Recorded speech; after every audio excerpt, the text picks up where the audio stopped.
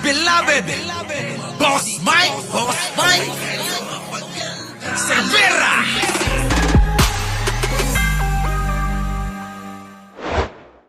Ang grupong Anak Bayan para ipanawagan ang pagpapa-impeach kay Vice President Sara Duterte. Live mula sa Quezon City, nasa frontline ng balitang yan, si Riniel Pawid. Riniel, ano pa mga panawagan ng grupong Anak Bayan?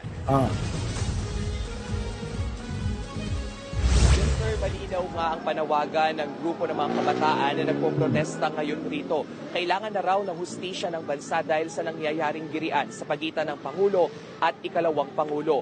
Tama, di ba mga kababayan? Dapat talaga magkaroon ng hustisya eh. Alin?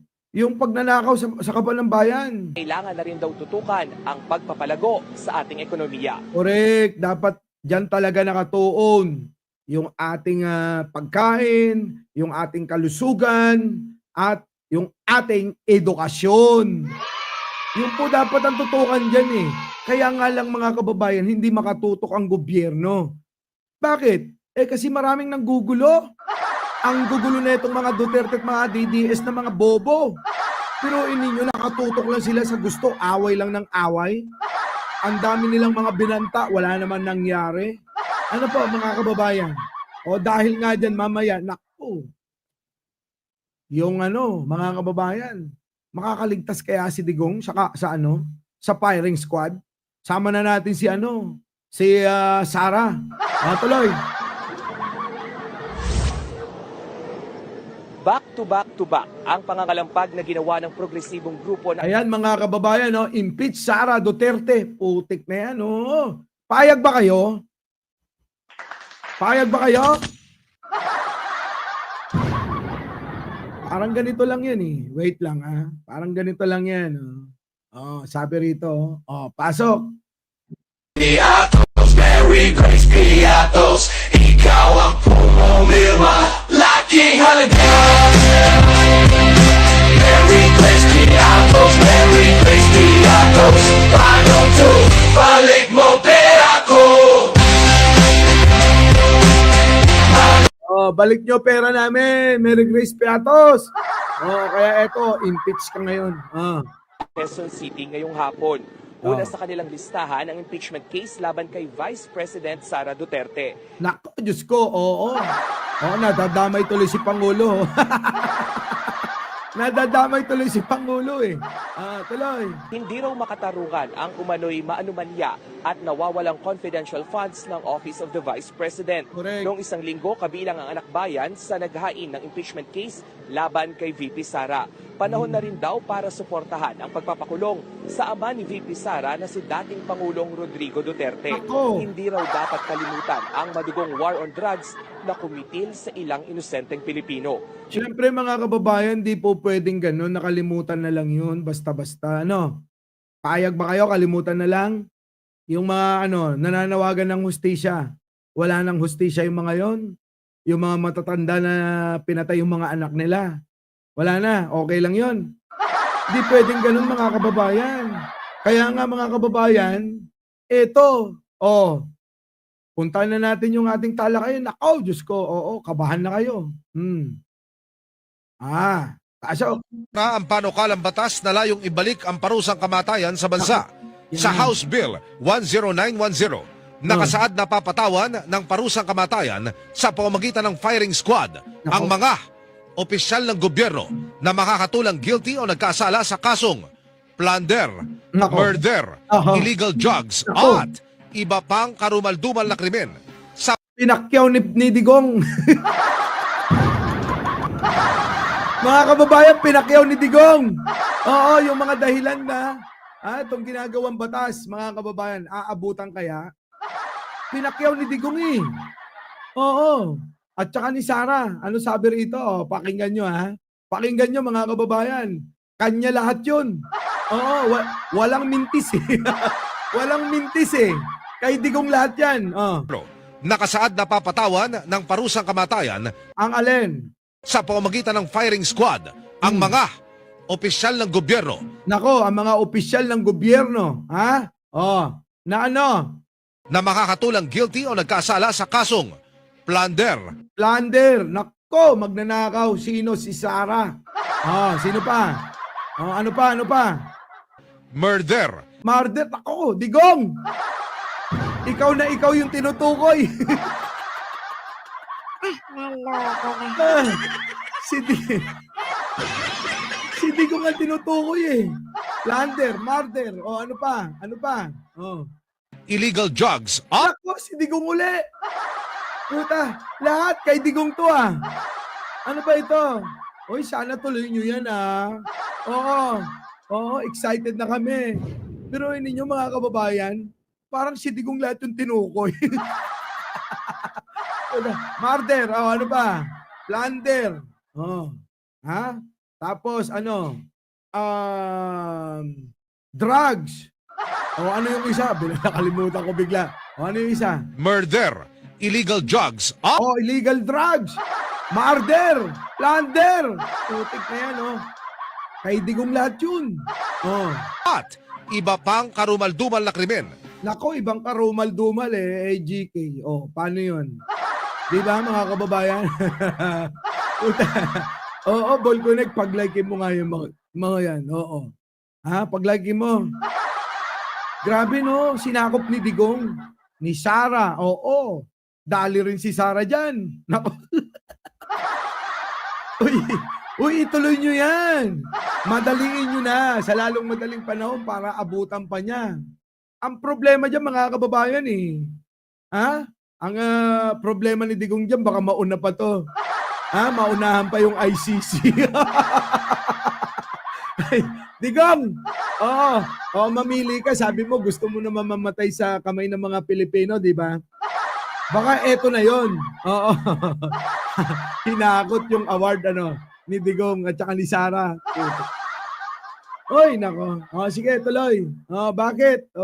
Sige, tuloy nga natin dito. Masaya. Ng parusang kamatayan sa pamamagitan ng firing squad Nako. ang mga opisyal ng gobyerno na makakatulang guilty o nagkasala sa kasong plunder, murder, illegal drugs at iba pang karumal-dumal na krimen.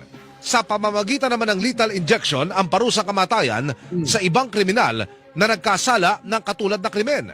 Nako, Diyos ko po. Sangkot pala rito yung mga hindi rin politiko. Lethal injection, mga kababayan, parang ichigaray. Ichigaray. Yung mga, nako, yung kibuloy. Manyakis ka, yari ka dito. Tuturukan ka. Pag tinurukan ka, nako, wala na. Kibuloy. Nasirang kibuloy ng tawag sa'yo. Di ba? Nako po, grabe. Ano pa? Meron din palang lethal injection, mga kababayan. Na ang gagawin, parang ichigaray noon. Natandaan nyo ba ichigaray? Kasi 1 taon pa lang ako noon. Pero mahilig kasi ako sa history. Baka pwede naman, paki-comment kung sino nakaabot kay Ichigaray. Yung ni-rape yung kanyang stepdaughter yata yun. Kung hindi ako nagkakamali sa nabasa ko. Natandaan nyo ba yun? Ichigaray, ni-rape, ginahasa niya yung stepdaughter niya. Ayun, mga kababayan, in-injectionan. Di ba, mga kababayan? Dapat ganun,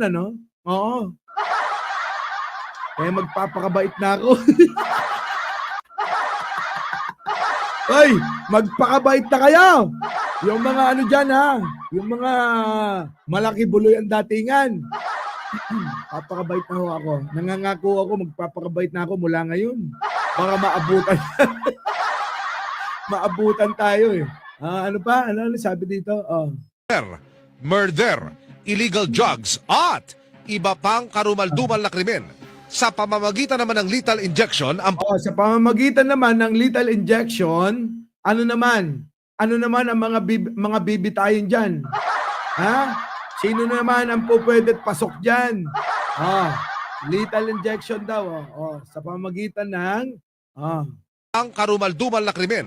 Sa pamamagitan naman ng lethal injection ang pakinggan ninyo mga kababayan. Sa pamamagitan ng lethal injection, sino ang sakop at sino ang paparusahan? parusang kamatayan sa ibang kriminal na nagkasala ng katulad na krimen. Nako, sa mga ibang kriminal na nagkasala ng katulad na krimen, na ano? Ayon kay Duterte Youth Party List Representative Ah. Drixie May Cardema, naghain ng panukala. Naniniwala silang may babalik ang disiplina ng mga Pilipino kung Oy, ayan na, galing pa kay Cardema. Oh, nako, Cardema, ano ba talaga? Alam nyo, ang gulo talaga ng politika. Kunyari, kumakampi doon kay Duterte. Pero bakit nagpapasa ng ganito na batas? No? Sapul na sapul sila. Nako, Diyos ko po. Tandaan nyo si Cardema, ninong nila si Pangulong Bongbong. Di ba? Tuloy. maibabalik ang death sentence na magbubunga ng isang ligtas at payapang lipunan. Yun! Di mo ba? Ayos, ano? Kita nyo mga kababayan, malupit talaga. Kaya dapat kanta na natin to. Let's go mga kababayan! Oo. Eto na mga kababayan, let's go! Let's go! Chiminit, chiminit. Chiminit, chiminit. Baklang mataba. Jumbo, hotdog, ito ang gusto mo. Pogo sa Pampanga, nagiging bahay mo. Travel, travel dito. Travel, travel dyan. Tinanong sa kongreso, umiiyak naman. Haring Becky, baklang mataba. Baklang mataba. Baklang mataba. Haring Becky, baklang mataba. Baklang mataba. Haring Becky, gusto ng yubaba. Confidential fund, saan na napunta? Hindi na nga mahanap, mukhang naubos na. Ginastos minustay, gusto pang magpapatay. Di na may presidente, naku masama yan, day. Ha, ha! Day, naku po, wag nang umupo. Umalis ka na sa pwesto, di na dapat kumibo. Pati nananahimik ay iyong dinadamay. Pero pondo ng bayan, in 11 days nagbabay. Ha, ha, ha! Haring Becky, baklang mataba. Baklang mataba. Baklang mataba. Haring Becky, baklang mataba. Baklang mataba. Haring Becky, gusto ng yumaba. Dahil naku po, wag nang umupo. Umalis ka na sa pwesto, di na dapat kumibo. Pati nananahimik ay iyong dinadamay. Pero pondo ng bayan, in 11 days nagbabay.